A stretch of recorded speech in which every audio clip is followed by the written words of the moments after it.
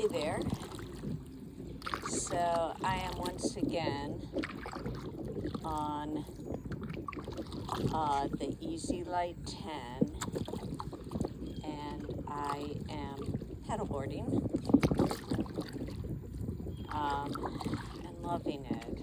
It is a little bit tippier, a little bit, not much, than the Airvolution Sport 10 to paddleboard on because of the V-shaped hull. But it is a sturdy, stable boat, and I'm loving the fact that I can paddleboard on it. Not that I would spend a lot of time doing this, but probably every day I would practice some paddleboarding because it's great balance work. And all those teeny little leg and feet muscles that I never even knew existed. And the older you get, the more important it is to practice those balance muscles. So I am loving this boat. There are some really great features on this boat, and I'm so glad I got it. I was really hemming and hawing about buying it because I had already gotten the Airvolution Sport, which is made by Advanced Elements, and that's still on trial. I have plenty of time to return it, and I love that one too. But this boat, I would say I love better. And I'm paid by Sea Eagle, who makes the EZLite, to say that. I just know that when I went looking for any comparison of the two boats, I couldn't find any, and they're so similar in terms of their price. They're both drop stitch boats. I'm gonna sit down now so I can talk with you about different issues that maybe you're thinking about and wondering, which boat should I get? So I'm going to tell you why I believe if I can only choose one, and I think I can probably keep both, and there's good reasons for me to do so, because I often bring a sister with me or a friend, and these are easy boats, both of them. So let me do a compare and contrast. So, first of all, this is the EZLite 10 by Sea Eagle. It is a 10-foot boat. It is drop stitch construction, but it's new drop stitch construction. And what that means is it's a very rigid inflatable, and this one literally does paddle like a hard shell. I am not a fast paddler, but I can go out for hours, and I tend to paddle anywhere between 2.8 to 3 miles an hour at a fairly restful stroke, and that's what this boat does. As long as there's not a wind more than like 2 or 3 miles an hour or a super strong current, I seem to be able to comfortably paddle about 3 miles an hour in this boat, which is about what I do in my very wonderful 10-foot hardshell boat. Anyway, this is a woven drop stitch construction. It is the newer drop stitch, or the really high-end inflatable construction, and the entire boat is drop stitch construction. So the entire boat is hard. You know, unless you knew it, you might not even know that it is an inflatable boat. It is that construction, the woven drop stitch, is supposed to be more durable and a little bit stiffer, and yet it deflates easily and quickly so that you can put it in like a large suitcase. And the beauty of this boat, again, as a comparison over the Airvolution Sport, which I'm going to talk about a little more in depth in a minute, is it is about probably fully decked out 4 to 5 pounds lighter.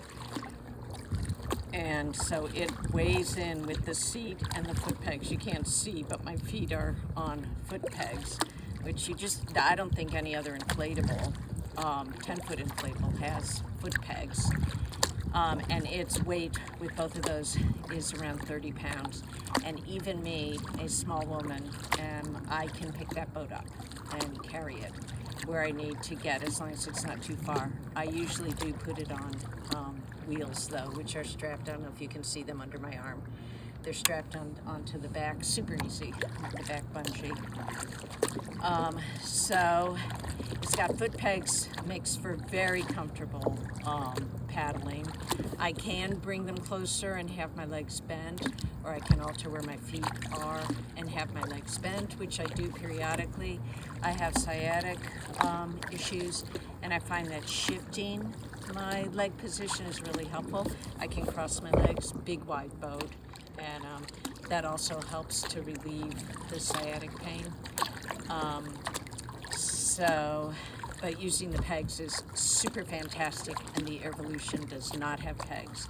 It just has a blow-up, you can get separately, a blow-up pillow thing that you push under the front bow and you can brace your legs against, but not nearly as adjustable and not nearly as comfortable as the pegs.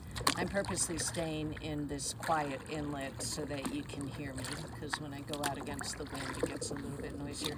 You can see turning. I'm doing a 180-degree turn, and super easy, very maneuverable boat. I did not like it nearly as much with the skeg that comes with it, and by a skeg, that's like a rudder that you attach very easily to the bottom of the boat, and you need it in an inflatable or the wind will just blow it all over the place. But the skeg that comes with the boat is, I think they said 9 inches long, and that just is a lot of where I paddle is very shallow. So that skeg would more quickly brush the bottom of the lake or river, and I didn't like that. So I replaced it with actually the Earvolution Sport skeg, which I really like. But I have on order what's called a swept back skeg from Sea Eagle, and it's I think it's only 7 inches, and it curves back, so it's less likely to catch on the bottom. So you can probably tell by there is some weaving back and forth with each paddle stroke, but a 10-foot boat is always going to probably do a little bit of that, and I didn't notice any difference between using the shorter skeg or the longer skeg in terms of preventing that, but it is not a ton, it's just a little bit, and not at all annoying, and again, it doesn't seem to affect the speed too much. So super comfortable. I got the tall back seat because of my sciatica. I put a little blow up thin pad from REI on that seat, and I could kayak for hours. Very, very comfortable. I do have, by the way, a PFD with me. I'm not wearing it. Sorry about that. I know that I should be, but this is no one is on the lake, and I'm staying close to shore, and it's just so blistering hot. So I have it with me, and should there be any strange sudden turn in the weather or whatever, I can put it on. Let's see, what else about this boat? It assembles and inflates from box to water 10 minutes probably tops. The first time it took me a little longer because the seat is fully adjustable with fully adjustable straps. And what I do is I keep it partially inflated, and then when I'm ready to kayak, I top it off, and it takes like 3 minutes because I leave everything in the boat. They do recommend that you bring it in and out each time, maybe even hose it off, and that will prolong the life of the kayak. So compared with the Evolution, which I also have, it's a little bit faster, not a ton, but a little bit faster. At the Airvolution, I can easily paddle more like 2.5 miles per hour as opposed to 2.8 or 3 miles an hour in this. The Airvolution does seem to be a little bit more affected by the wind. This is because of the V-shaped hull of this, and the Airvolution has a flat hull. It just is more prone to being picked up by the wind. The Airvolution is a little bit heavier. It really weighed in. I weighed it. They say it's 30 pounds, but that must be without the seat or the the little thing that you stuff in the front for your feet. Because I weighed it using a luggage scale, and it came in around 34 to 35 pounds with those two things on it. So it is, I would say, 5 pounds heavier than the EZLite. It is not woven drop stitch construction as far as I can tell. It is a full drop stitch kayak like this one, but not the newest drop stitch technology, which is woven. Otherwise, I think they would say it, and I have actually written to the manufacturer, and no one has responded to that question. So my guess is it is not woven.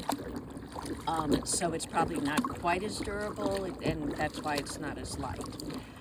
In terms of customer service, Sea Eagle is unbelievable. And they have responded to, I asked 1,000 questions because I wanted to know, there were so many variables in choosing a kayak. I really wanted to take it on the Intercoastal Waterway. And because both boats are relatively new, and just no one talks about how these boats perform on Intercoastal Waterway against wind and current. But Sea Eagle did just put out a video by Kayak Cliff, I think is his name, who he does represent Sea Eagle products, and he had just taken this boat out on the Intercoastal Waterway and said it was great against the wind and the current. So I'm testing it hopefully next week on Intercoastal Waterway, and I'll let you know. I'm testing both boats. I have tested the Airvolution Sport on Intercoastal Waterway at Folly Beach, and against a fairly stiff wind of probably 10 miles an hour and a incredibly strong current, and we were against the wind and against the current, and we averaged about 1.5 miles an hour, which is pretty slow, but it was doing it. It's not like we were stranded and couldn't make it back. We just had to work really hard against the wind and against the current. And with customer service, when it was owned by Advanced Frame, the Airvolution was built by Advanced Frame, was the manufacturer. And I think Advanced Frame sold out to Pelican called, and I think Confluence is the name of the website. And the customer service is much slower and definitely not as personal. So that's another reason why I really prefer Sea Eagle. They were just so good getting back to me about so many things. Both boats use the same skeg slide-in, which was an important issue that they could not even tell me. Neither of them could tell me if they had the same slide-in. And the reason I wanted to know that is because I'm very intrigued by what's called the Bixby electric motor, which slides into the skeg slot. And we know it slides into the skeg on this boat, but Advanced Element could not tell me if it would work if the slide-in would work on the Airvolution Sport. It turns out, since now I have both boats, and I've changed the skeg using the skeg from each boat, and they are interchangeable, so either boat could use this new Bixby little motor that attaches just easily, just like the fin or the skeg. It just slides into the skeg mount, and it's fully waterproof, and it would be, I think, invaluable if I'm going to be on the intercoastal waterway, which I will be, because if the wind or the current picks up, there's my emergency ability to make it back home. And it operates all day long on low power, which is probably all I can ever use it for, and it's fully rechargeable. So that will work on either boat. So the Airvolution is a little bit easier to paddleboard on. Like I said, I'm not a paddleboarder, but having a boat that does both kayaking and paddleboarding really well is awesome. I would say the Airvolution Sport is better for that. So if you love paddleboarding, you might want to get that one.